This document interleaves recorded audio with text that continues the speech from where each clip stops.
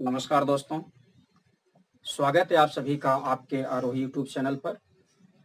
आज हम आप सभी को सामान्य हिंदी में द्वंद्व समास पढ़ाएंगे। द्वंद्व समास UP triple SC, UPSI, UP सिपाही व अन्य एक दिवसीय परीक्षाओं के साथ साथ सीसेट के दृष्टिकोण से भी महत्वपूर्ण है।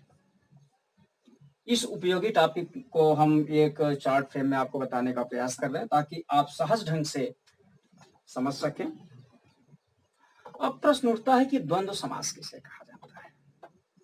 द्वंद्व का अर्थ क्या होता है? द्वंद्व का अर्थ होता है बराबरी। तो द्वंद्व समास में दो पद होते हैं, सारे समासों में दो पद होते हैं।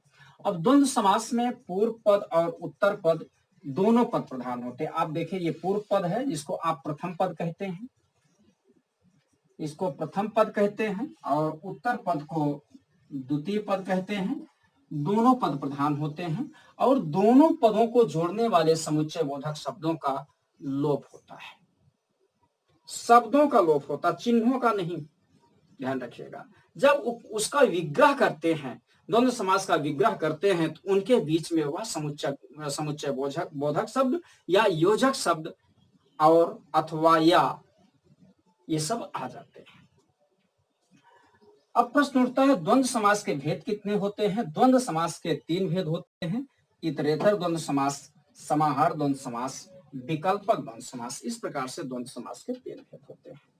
आपने देखा कि द्वंद्व समास में दोनों पद प्रधान होते हैं। जहां दोनों पद प्रधान हो वहां द्वंद्व समास होता है। ऐसे आपसे प्रश्न पूछे जा सकते हैं, ठीक है। अब इतरेतर द्वंद्व समास का अभिप्राय क्या है?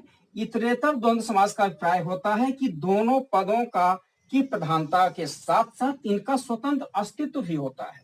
इनके बीच में जब इसका विग्रह करते हैं तो इनके बीच में और शब्द का प्रयोग कर दिया जाता है।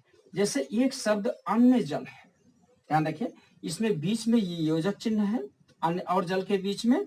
तो अन्न जल, अन्न का अलग और जल का अपना अलग अस्तित्व है। इसके साथ साथ अन्न अपने में अलग प्रधान है, जल अपने में अलग प्रधान है, जैसे पूर्व पद और उत्तर पद के बारे में चर्चा किया गया। तो इसलिए क्या होगा? ये अन्न जल द्वंद्व समास होगा और इतरेतर द्वंद्व समास होगा। विकल्प में पूछा जाता है, ठीक है। फिर माँ बाप, माँ और बाप दोनों पद प्रधान होते हैं, किंतु माँ का स्वतंत्र अस्तित्व है, बाप का स्वतंत्र अस्तित्व है, इसलिए इनके इतरेतर द्वंद्व समास होगा। इनके बीच में और योजक चिन्ह का प्रयोग किया जाएगा। इसके अतिरिक्त कंद, मूल, फल, कंद के बाद योजक चिन्ह, मूल के बाद योजक चिन्ह और फल के बाद योजक चिन्ह का प्रयोग किया गया है। तो जैसे हमने आपसे चर्चा समास पढ़ाते समय किया था, दो या दो से अधिक पदों के मेल को समास कहते हैं। तो अभी तक आपने दो ही पद देखा, तो इसमें तीन पद दिए गए हैं। देखिए, कंद, मूल, फल। कंद और मूल और फल तीनों का अपना स्वतंत्र अस्तित्व भी है। फिर एक शब्द है 25। आप यहाँ देखिए, जो 25 लिखा गया, 25 में ऐसा कुछ नहीं दिख रहा है कि जिसके बीच में योजक चिन्ह हो। ऐसे शब्द भी आ जाएंगे तो यहाँ भी द्वंद्व समास ही होगा। आप लोग प्राय ढूंढने क्या कहाँ कोशिश करते हैं? जहां योजक चिन्ह हो। इसके अतिरिक्त भी द्वंद्व समास होते हैं। आप देखें 25 में 25 को विखंडित करते हैं, खंड करते हैं। 5 और 20 दो पद मिलते हैं, एक 5 मिलता है, दूसरा 20 मिलता है, और 5 का अलग अस्तित्व है, 20 का अलग अस्तित्व। इसमें 25 में कौन सा द्वंद्व समास होगा? द्वंद्व समास का इतरेतर द्वंद्व समास होगा। ध्यान रखिए। अगला 68। 68 एक शब्द है।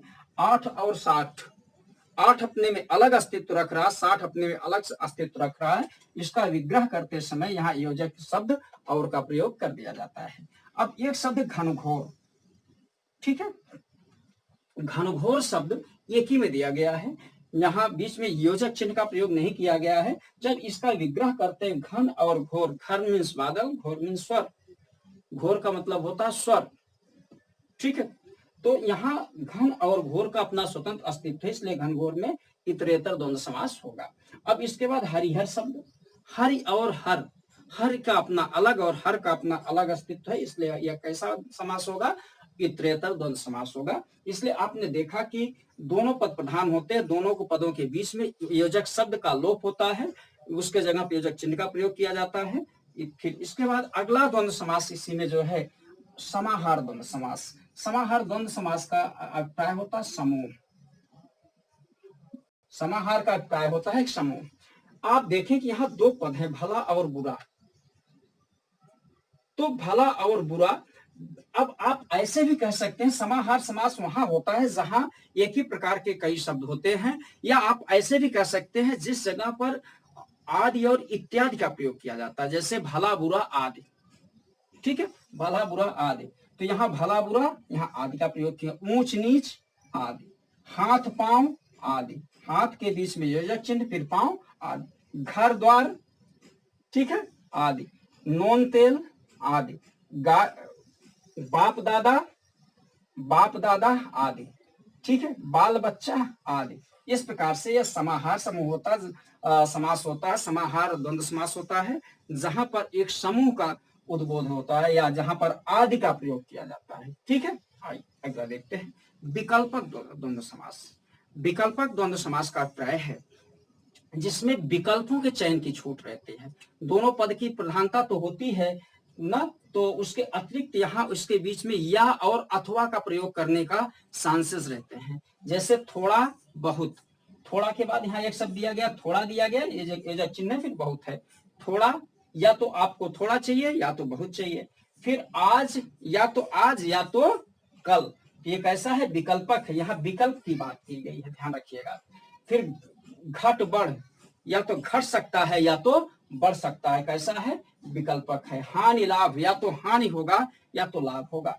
ठीक है, फिर कर्तव्य कर्तव्य, कर्तव्य अथवा अकर्तव्य। ठीक है, फिर जीवन मरण, जीवन या मरण। आपने इस प्रकार से देखा दोस्तों कि द्वंद्व समास के तीन भेद हैं, जिसको आपने इतरेतर समाहार विकल्पक के रूप में देखा। और साथ में ऐसे कहें तो दोनों पद की प्रधानता होती है, इनके बीच में योजक चिन्ह और अथवा या जैसे जो योजक शब्द होते हैं उनका लोप कर दिया जाता है। ठीक है, विग्रह करते समय समास में लोप कर दिया जाता है, विग्रह करते समय इनके बीच में शब्द आ जाते हैं। ठीक है दोस्तों, इस प्रकार से आप इनको देखें। हमारे चैनल को लाइक शेयर सब्सक्राइब करें। नमस्कार, धन्यवाद।